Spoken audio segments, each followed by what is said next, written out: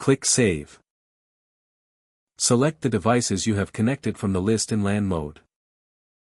On the program page, click on the created program and then click the Edit button.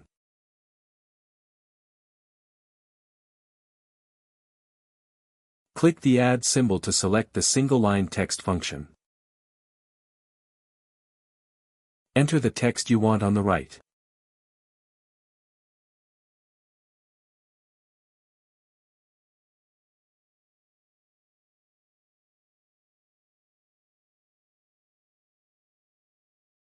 You can choose the font size, font, color, etc.